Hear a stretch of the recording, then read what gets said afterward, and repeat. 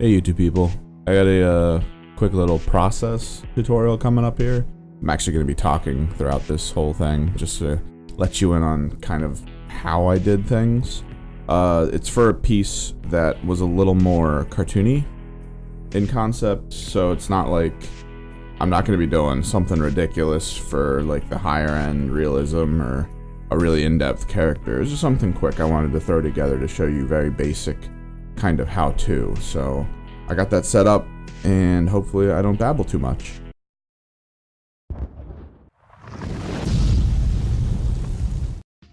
So I decided that it was probably best to start this one out with an actual physical drawing. Normally if I wanted to quickly do something I would probably stick to full digital, but as it stands right now I feel like my digital work is still 20-30 steps behind how my hand ink stuff looks in terms of the line weights, the textures, and how quickly I'm able to achieve those things. I know that over time in digital I can get to that point where I'm just as comfortable there as anywhere else, but I just kind of wanted to focus on something very quick. I think a grand total of this whole experience took maybe only like 2 hours, maybe less. But at the core, I first thought to myself, gremlin or goblin creature, and then I thought weird shape, cartoony, and then I shot to kind of push him all the way to the sort of doofus edge of things in terms of his physical appearance. I just wanted to get some good emotive gesturing and stuff going with him. But how I usually start these images, I have an extremely light pencil. I'm actually using a slightly darker pencil here because my webcam doesn't pick up the light pencil marks, and I know you're barely seeing them here, but it's a quick way for me to reference what I'm doing. I don't actually take a pencil to its full potential. I do understand the need to do that, but I've decided that since I both pencil and ink my own work, that the shorthand that I have with my penciling is usually enough to allow my inking to like know what it needs to do. And just real quick, for the inking process, I use a blending of the Pentel brush pen, a bunch of the Copic multiliners. I've also added a white jelly roll pen to the mix recently. I've also got a larger whiteout pen, but I feel like it leaves too many pools of white behind. It doesn't actually create like a defined white shape. I'm gonna look eventually into like a white gouache or something along those lines, since I've heard a lot of people say that that's the way they go, which is pretty cool. But for now, the jelly roll is probably gonna be one of my best options that I've got going for me so far. So at this point here, I'm just finishing up the basic shapes of my little goblin creature, just kind of blocking in some of the things on the ground that I want, since I actually wanted to make him look like he was somewhere, not just a free-floating character. I should be switching up to my big brush pen out here. The decision to go brush pen as the primary on this one was because I wanted a thicker border outline. I have a pretty heavy hand when it comes to brush work, so any kind of even medium brush gives me these really thick, chunky lines. Feels a whole lot more cartoony. Just gonna block in the outer part of the mouth here. I felt it was like a separate piece to the body. Usually when I decide where to start to ink, I try to pick a sort of outlier object that's part of a total object, and his mouth position kind of had it almost as a separate piece coming off of him, since it was sort of pushed forward and bunched up. So that really led me into getting that situated first. That way I could determine line weights for everything around it, because it is technically, even though it is still part of his body, it is lighter in terms of its line weight, not by much of course. So I was able to push the line weight for it to be like a sort of thin and maybe with a little thick border outline, but then the rest of his body was just going to be this like really thick outer line. I think I decided to give it a little bit of texture as well, because I figured he'd be kind of like a furry goblin or furry gremlin creature, since that would be a little more fun to just have in color. Okay, put that leg down there. But yeah, just sticking to the outline. I didn't want to detail this heavily. Occasionally I fall into that trap where I'm just like, I need to put all these dashes and shape lines in, and it works at times. Yes, it's a pretty good thing to do, But for this image specifically, it was just going to be mostly about the borders, what the border reads as, whether it be like fur or something along those lines. Sort of thick block shadows, and then just real heavy focus on line weights based on brush lining. So I'm gonna kick it into the fast forward a little bit here. Not by much though. Again, sticking to the form and everything.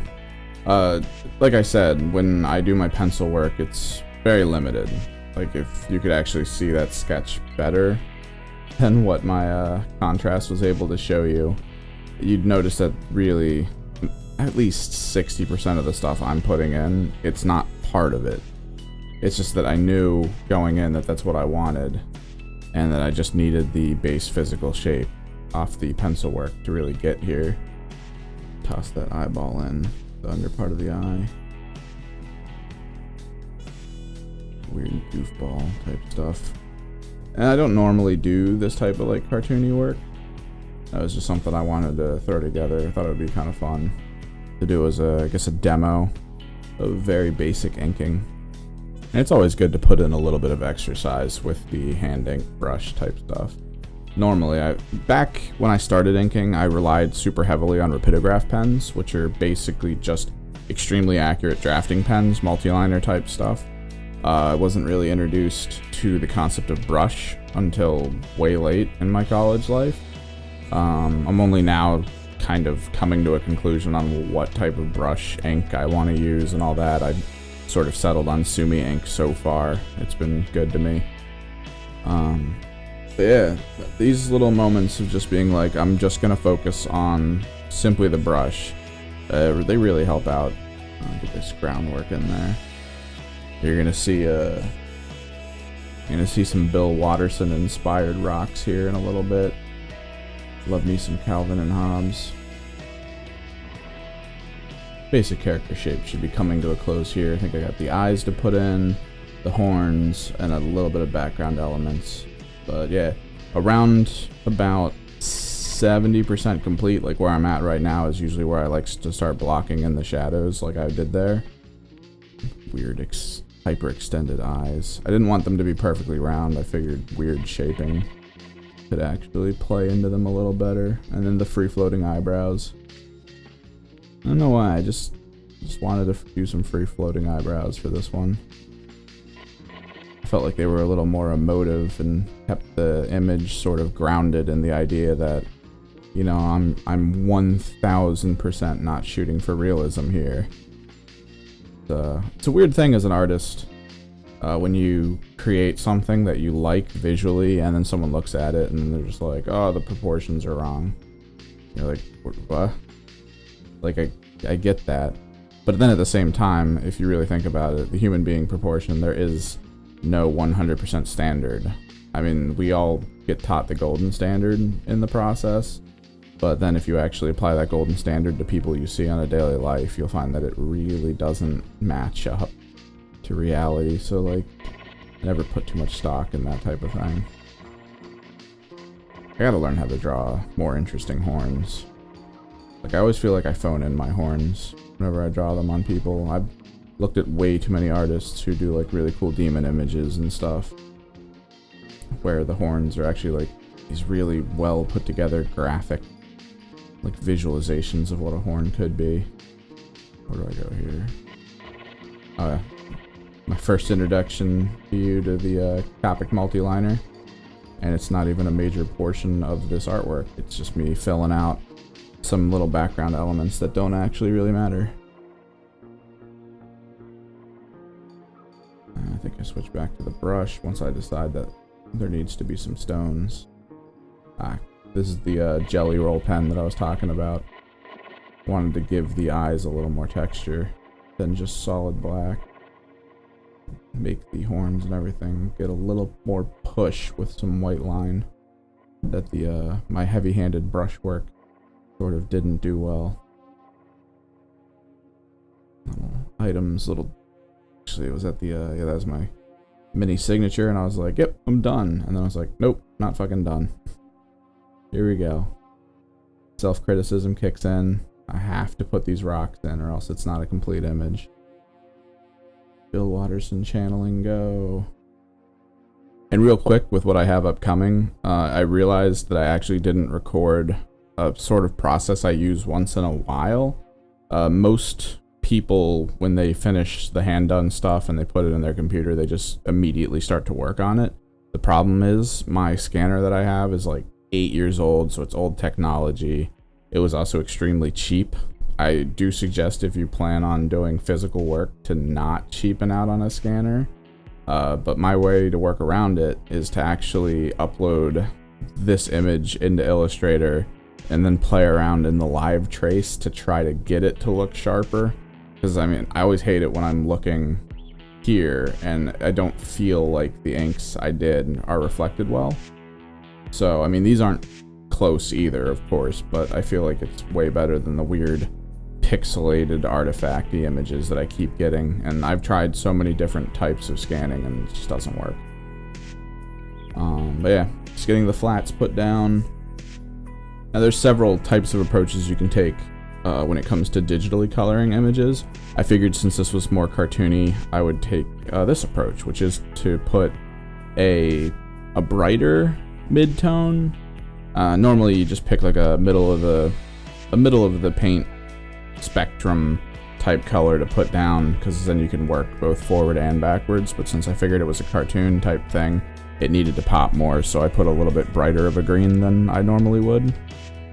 Just fill out the rest of these little nonsensical things, and go in for the super ADD erasing of the edges. I tried to see if I could put this through like as a quick select, but there's enough broken gaps on this character that you really can't. So you have to kind of go in by hand and manually do it. Once all the groundwork though like this is done, it makes it so much easier, because then you just have a quick select area that exists that I usually keep in a completely different layer than everything else, because now this is my green goblin-y layer.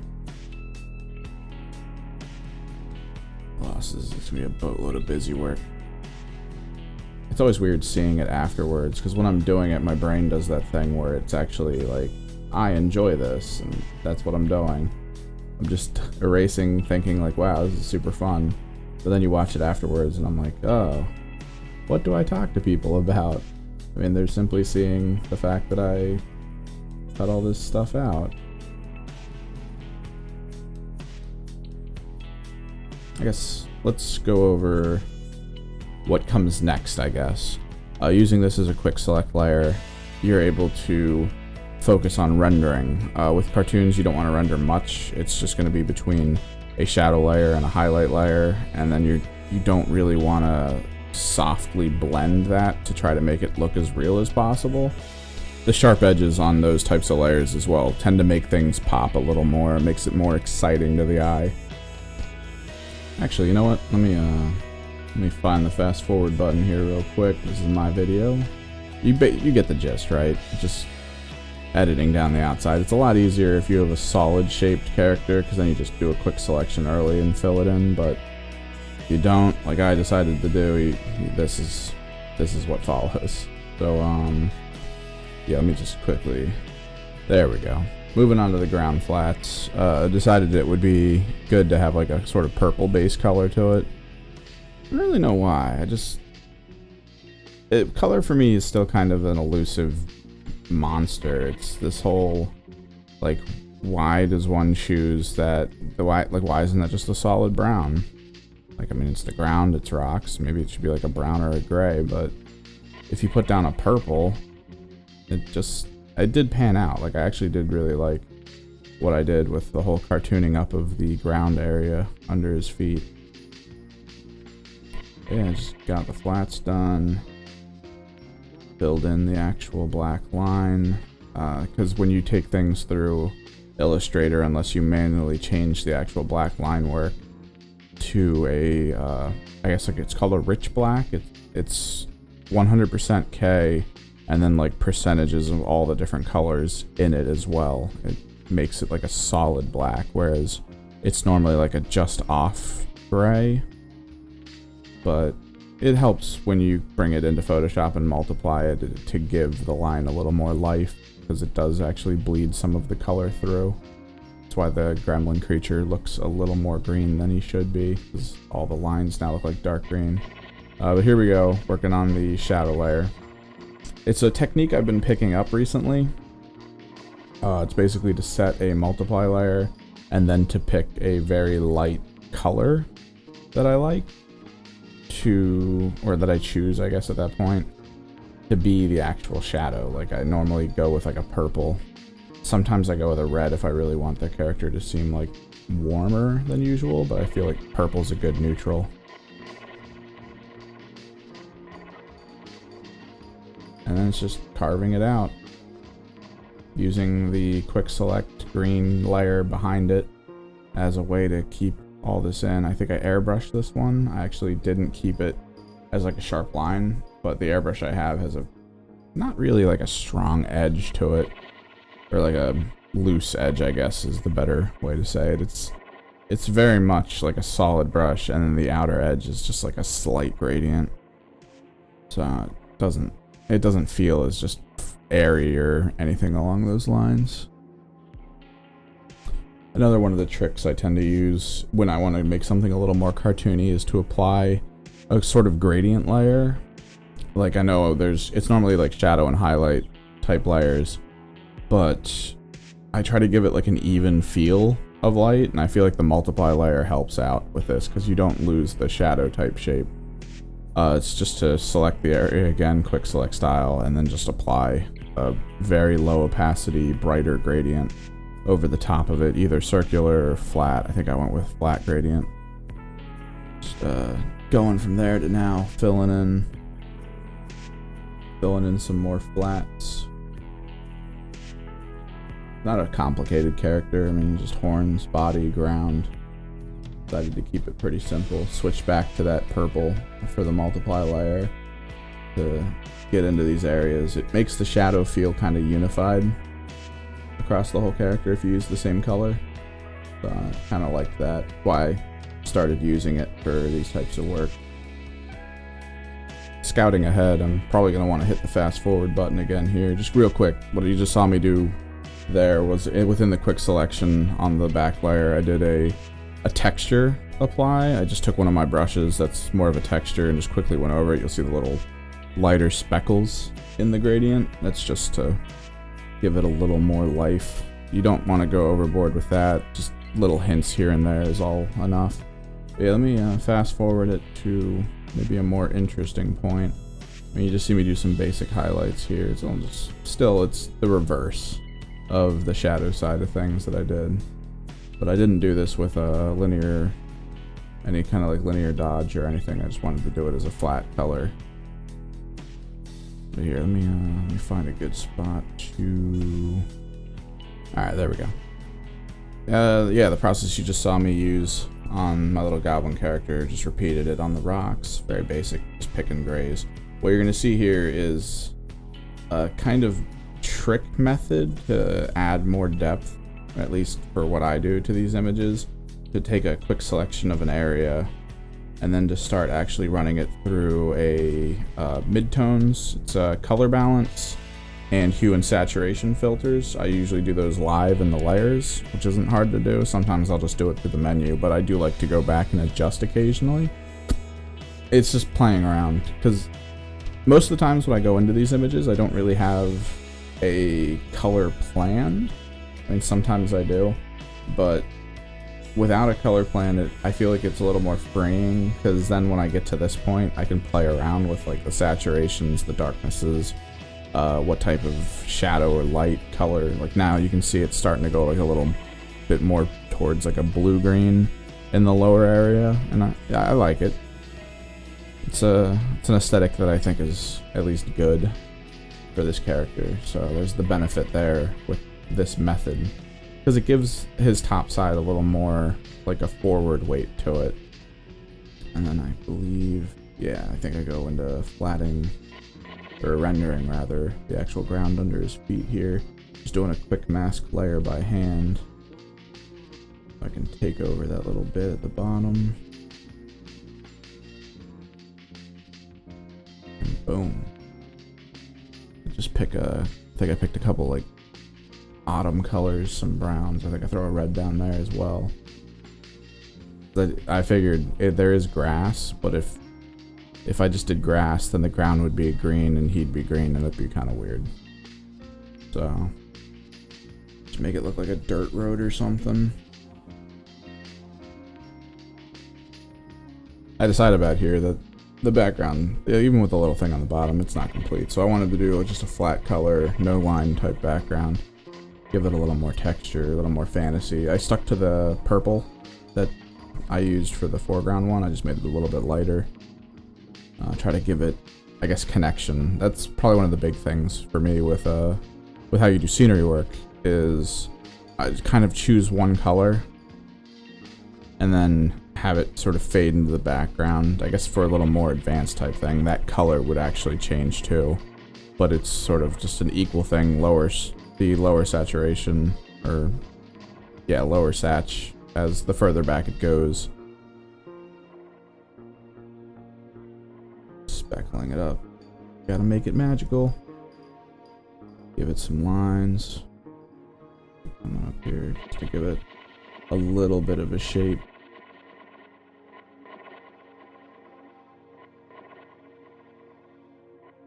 Yeah, cleaning up.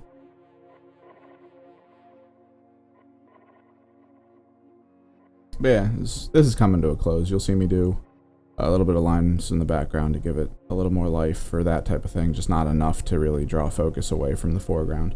But yeah, cartoony goblin, pretty simple. Didn't take me that long to do. I guess just hopefully maybe you figured some stuff out through all my babbling.